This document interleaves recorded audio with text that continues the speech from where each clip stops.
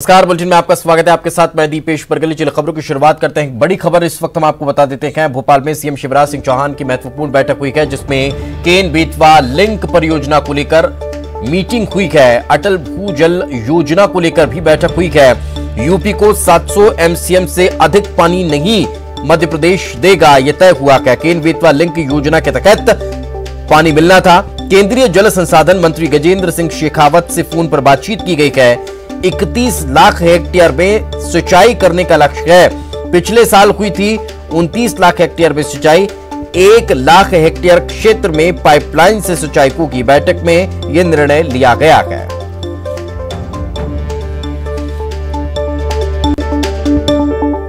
आगे बढ़ते हैं। मुख्यमंत्री शिवराज सिंह चौहान दमोह पहुंचे। दमोह पहुंचने कहा कि हमारी पहली प्राथमिकता है कि हम प्रहलाद को सकुशल निकाल पाएं। सीएम ने कहा कि खुदाई का काम लगभग पूरा हो चुका है, जल्द ही बच्चे को वहां से निकाला जाएगा।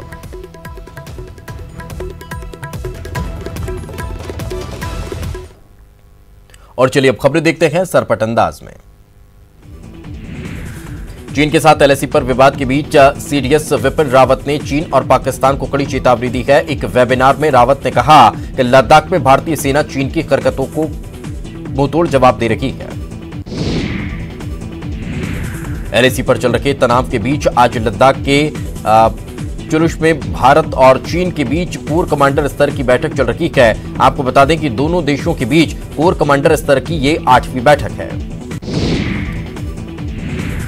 कोलकाता में अमित शाह ने दक्षिणेश्वर काली मंदिर में पूजा अर्चना की और ममता सरकार पर हमला बोला। अमित शाह ने कहा कि बंगाल में तुष्टीकरण चरम पर है। अमेरिका में राष्ट्रपति चुनाव कौन जीतेगा, जो बाइडेन या डोनाल्ड ट्रंप, इसका जवाब संभवतः आज मिल जाएगा। फिलहाल बाजी बाइडेन के हाथ में लगती हुई नजर आ रही है। हरियाणा विधानसभा में गुरुवार को प्राइवेट सेक्टर की नौकरियों में स्थानीय लोगों को 75% आरक्षण देने के प्रावधान का बिल पास किया गया है। इस बिल में सूबे की 50,000 रुपये प्रतिमाह से कम वेतन वाली नौकरियों में स्थानीय लोगों को 75% आरक्षण देने का प्रावधान है। बिहार में आखिरी चरण का मतदान शनिवार को होगा। कोरोना काल में सुरक्षा और सतर्कता पर जोर दिया जा रहा है। आपको बता दें कि 15 जिलों की 78 सीटों पर वोटिंग होगी। गोपालगंज में मछली व्यवसायी जय बहादुर सिंह को गोलियों से भून दिया। हत्या के बाद हथुआ में आक्रोशित लोगों ने जमकर हंगामा किया। वहीं पुलिस मामले की तफ्तीश में जुटी है। औरंगाबाद में चोरी की नीयत से घर में घुसे एक युवक की पीट कर लोगों ने हत्या कर दी। आपको बता दें कि हसपुरा थाना क्षेत्र के नाकू बिगहा गांव की घटना बताई जा रही है। कैमूर में महिला ने बच्चे का निर्मम हत्या कर दी है। आपको बता दें कि धारदार हथियार से महिला ने बच्चे का गला काट दिया, जिससे उसकी मौत हो गई। दरभंगा में हायाघाट के निर्दलीय प्रत्याशी रविंद्रनाथ सिंह को अपराधियों ने गोली मार दी। आपको बता दें चुनाव प्रचार के बाद घर लौटते वक्त ये वारदात को अंजाम दिया गया। गुमला में जशपुर रोड से लूट का वीडियो सामने आया है। जेवर दुकान में से गहने लूटकर बदमाश भाग रहे थे। यूजीसी ने 50% स्टूडेंट की क्षमता के साथ यूनिवर्सिटी और कॉलेज खोलने की मंजूरी दे दी है। यूजीसी ने कहा कि स्टेट यूनिवर्सिटी और कॉलेज कब खुलेंगे, इस पर फैसला सभी स्टेट की सरकारें लेंगी।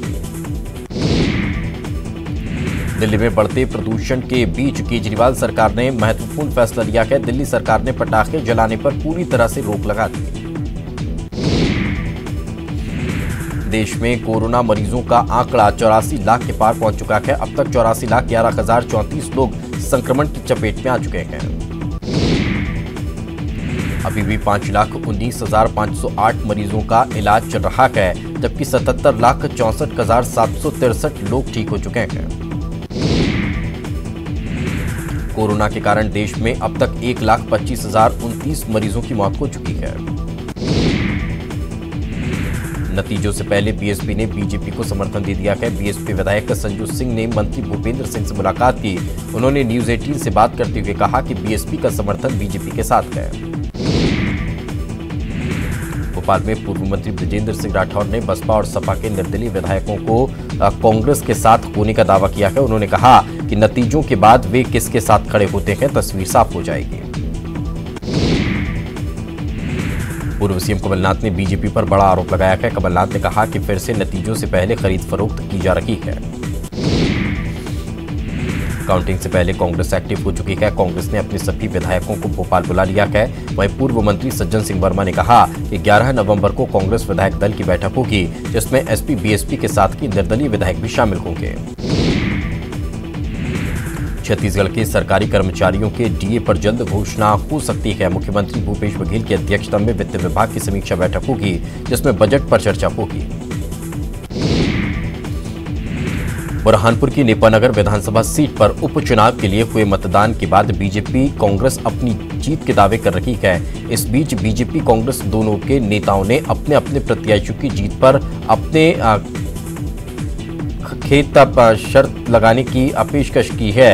पूर्व जिला पंचायत उपाध्यक्ष ने वीडियो वायरल कर 21.5 एकड़ मौसम्बी लगा खेत शर्त में लगाने की पेशकश की है।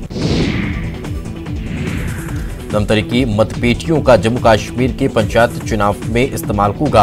आपको बता दें कि जिले से 500 मतपेटियां जम्मू कश्मीर पुलिस की सुरक्षा में चुनाव आयोग लेकर गया है। रायपुर में नाबालिग से दरिंदगी का मामला सामने आया है। आपको बता दें कि नाबालिग लड़की से पड़ोसी नरसिंह साहू ने रेप किया। पुलिस ने शिकायत के बाद आरोपी को गिरफ्तार कर लिया। होशंगाबाद में दो गुटों में शराब को लेकर विवाद हो गया। विवाद इतना बड़ा कि मारपीट तक पहुंच गया। इस दौरान मोटरसाइकिल को आग के हवाले कर दिया गया।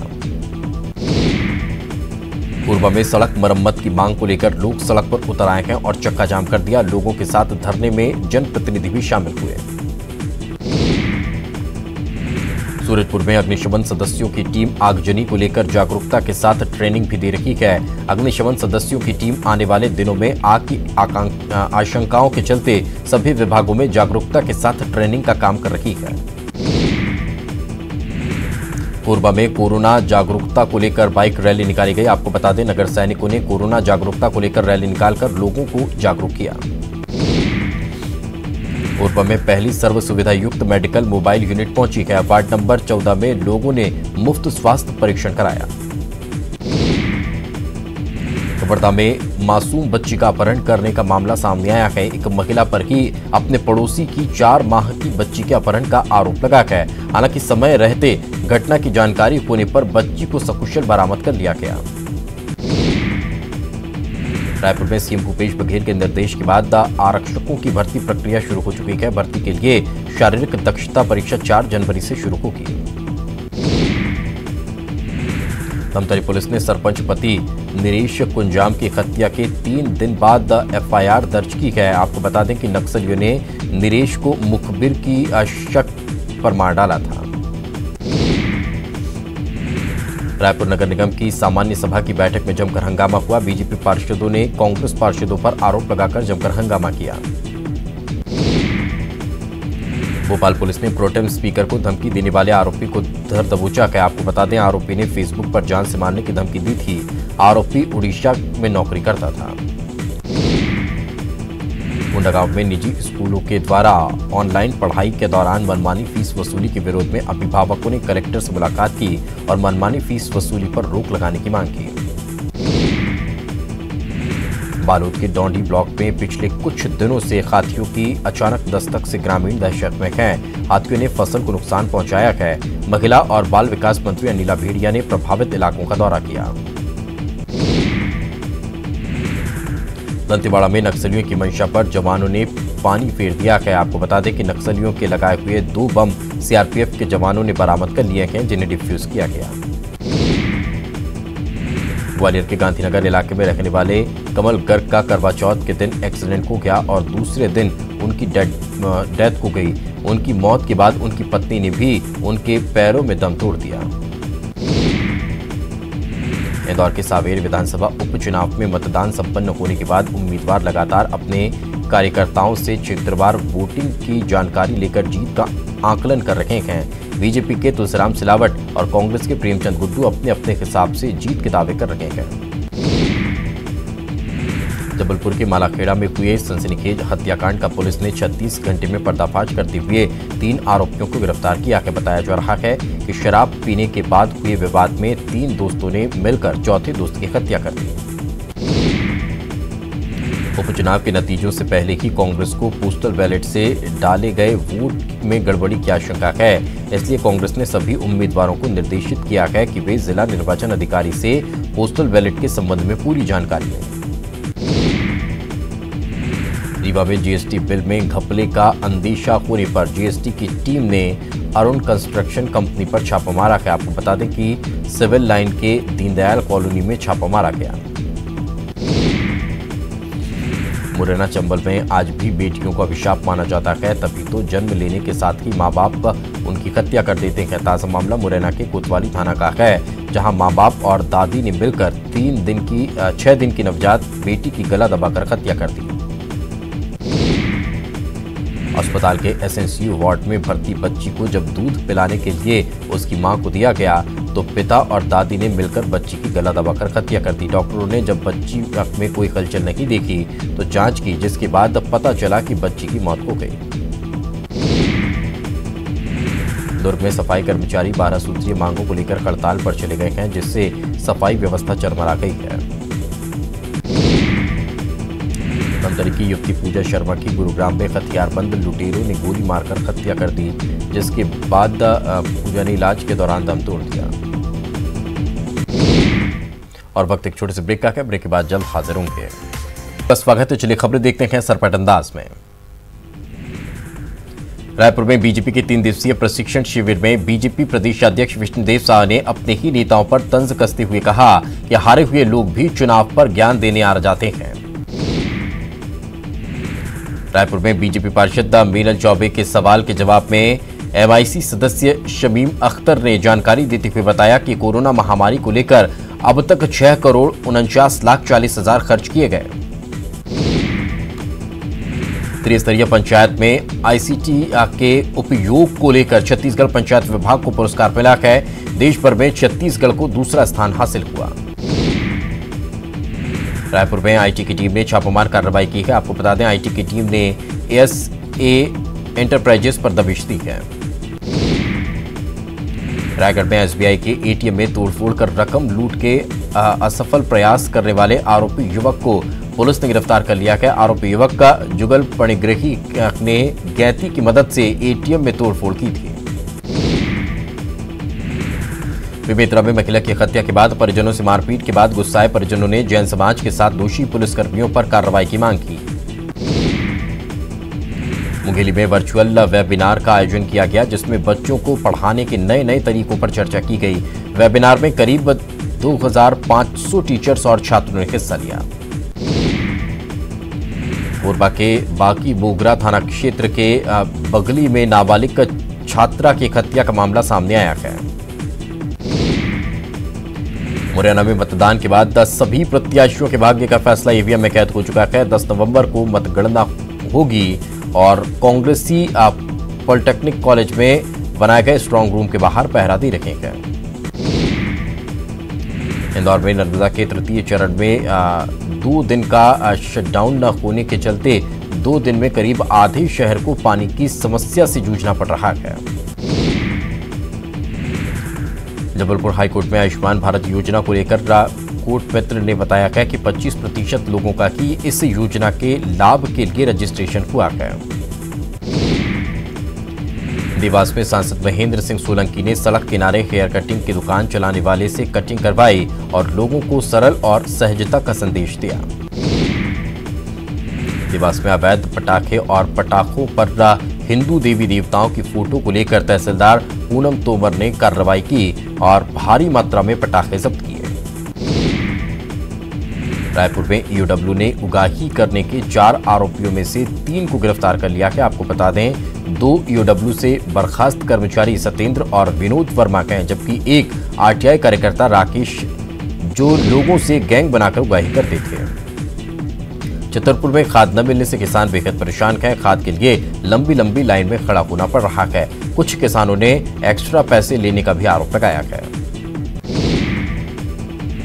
सतना के उचेहरा क्षेत्र में मादा तेंदुआ का आतंक देखा जा रहा है। ये मादा तेंदुआ राहगीरों पर हमला कर गंभीर रूप से घायल कर दे रहा है। बुधवार को वन विभाग की टीम गश्ती पर निकली हुई थी। इस मादा तेंदुए ने हमला कर 2 कर्मचारियों को घायल कर दिया।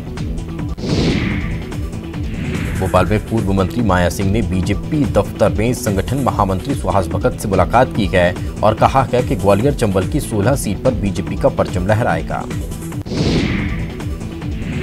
हरदा जिले के ग्राम देवतालाब में नहर के पानी को लेकर 2 किसानों के बीच विवाद हो गया। विवाद में आरोपी ने गोली मारकर किसान हरिराम को घायल कर दिया। घायल को जिला अस्पताल में भर्ती करवाया गया। दतिया में कांग्रेस को स्ट्रांग रूम में ईवीएम में गड़बड़ी का डर सताने लगा है, इसलिए कांग्रेस नेता स्ट्रांग रूम पहुंचे और स्ट्रांग रूम के सामने टेंट लगाकर पहरेदारी करने बैठ गए।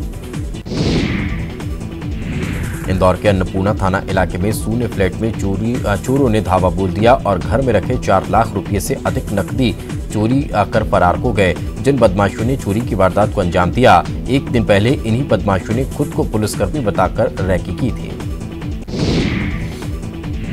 इंदौर जिले की सावेर विधानसभा में हुए उपचुनाव की मतगणना 10 तारीख को होगी।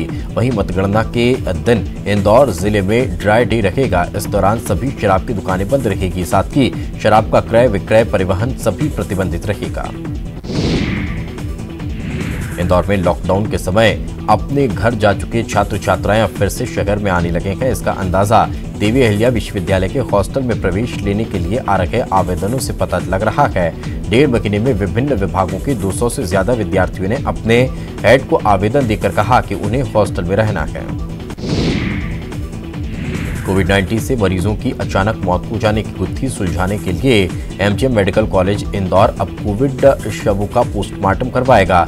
इससे ये पता लगेगा कि कोशिश की जाएगी कि मरीजों के एकाएक दम तोड़ने के पीछे उनकी धमनियों में रक्त प्रवाह अवरुद्ध होने का कारण किस हद तक जिम्मेदार है। इंदौर में कोरोना की रफ्तार धीमी पड़ चुकी है। पिछले 24 घंटे में 70 से ज्यादा मरीज पॉजिटिव पाए गए हैं। वहीं 2 लोगों की मौत हुई है, जिससे मरने वालों का आंकड़ा 687 पहुंच चुका है। इंदौर के सब्जी मार्केट में प्याज, आलू समेत सभी हरी सब्जियों के दाम भी तेजी से नीचे आ रहे हैं। महज 5 दिनों में आलू और करेला को छोड़कर प्याज समेत सभी हरी सब्जियों के दाम 25 से 70% तक घट गए हैं। सिवनी में एक बार फिर से पुलिस आरक्षक के सड़क पर खड़े होकर रिश्वत लेने का वीडियो सोशल मीडिया पर जमकर वायरल हो रहा है। वीडियो में एक पुलिस आरक्षक प्रतिबंधित सड़क पर ट्रांसपोर्ट वाहनों को जाने से रोकने की बजाय रुपये लेकर वाहनों को सड़क पर बेधड़क जाने दे रहा है। वीडियो में दिखाई दे रहे आरक्षक की पहचान दिनेश नामदेव के रूप में हुई है। वीडियो वायरल होने के बाद एसपी ने आरक्षक को निलंबित कर दिया। इंदौर के सावेर विधानसभा उपचुनाव की मतगणना की तैयारियां शुरू हो चुकी है। इस चुनाव में मुख्य मुकाबला भाजपा के तुलसी सिलावट और कांग्रेस उम्मीदवार प्रेमचंद गुड्डू के बीच है। आपको बता दें कि जवाहरलाल नेहरू स्टेडियम में काउंटिंग होगी। ग्वालियर के एमएलबी कॉलेज में स्ट्रांग रूम बनाया गया है, जहां ग्वालियर पूर्व डबरा विधानसभा सीट की ईवीएम रखी गई है। इन ईवीएम की सुरक्षा के लिए भारी पुलिस बल और पैरामिलिट्री फोर्स तैनात है। सभी कमरों में सीसीटीवी कैमरे के जरिए मॉनिटरिंग की जा रही है।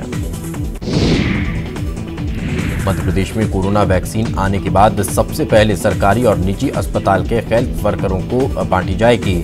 इसके बाद रेवेन्यू, पुलिस समेत दूसरे लोगों को यह वैक्सीन मिलेगी। फिर 50 साल से अधिक उम्र के लोगों को वैक्सीन दी जाएगी। आपको बता दें कि जनवरी 2021 में वैक्सीन आने की संभावना है।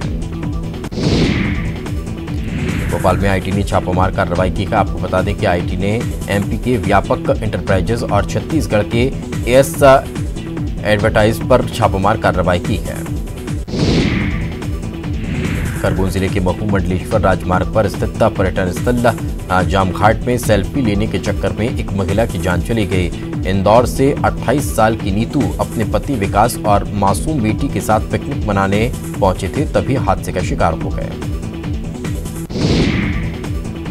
सागर के बीना में 20 साल की महिला के साथ गैंगरेप का मामला सामने आया है। बीना के झांसी गेट के पास बुधवार की देर रात एक महिला बेहोशी की हालत में पुलिस को मिली थी।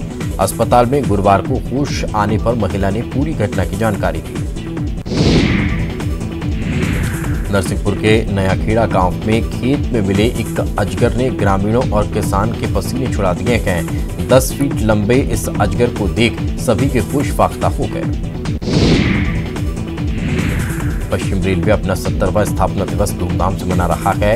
रतलाम रेल मंडल भी पश्चिम रेलवे का ही हिस्सा है। इस मौके पर मंडल के इंदौर, उज्जैन और रतलाम स्टेशनों पर आकर्षक लाइटिंग की गई है, जो लोगों के लिए आकर्षण का केंद्र बनी है। मध्य प्रदेश के मुख्यमंत्री रहे स्वर्गीय अर्जुन सिंह की जयंती के अवसर पर सीधी जिले में उनकी याद में हमारी विरासत कार्यक्रम का आयोजन किया गया। आयोजन में उनके बेटे पूर्व नेता प्रतिपक्ष अजय सिंह राहुल सहित कई लोग शामिल हुए। रतलाम जिले में एक गांव ऐसा भी है जहां पर्यावरण को बचाने की दशकों पुरानी परंपरा आज भी कायम है।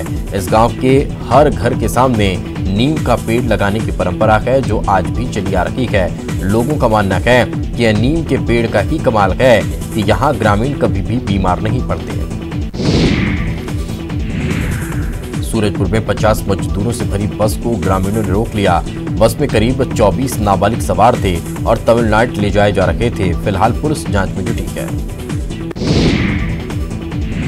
जांजगीर चांपा में करंट की चपेट में आए युवक को दफनाने का मामला सामने आया है। पुलिस ने इस मामले में 5 लोगों को गिरफ्तार किया है। कवर्धा में कोरोना की रफ्तार नहीं थम रही है। कोरोना के 46 नए मामले सामने आए हैं, जिसमें एक्टिव केस की संख्या 571 हो चुकी है। आपको बता दें कि अब तक 43 मरीजों की कोविड से मौत हुई है।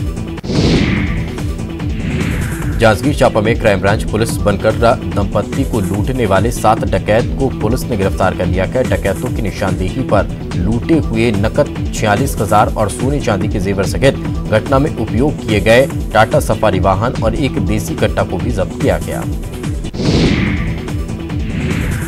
कवर्धा को जल्द ही मेडिकल कॉलेज की सौगात मिल सकती है। इसके संकेत कवर्धा दौरे पर आए स्वास्थ्य मंत्री टी.एस. सिंहदेव ने दिए हैं। उन्होंने कहा कि हम इस सत्र में कवर्धा, कोरिया, जांजगीर चांपा और दुर्ग में सरकारी मेडिकल कॉलेज खोलने का प्रस्ताव केंद्र को भेजेंगे।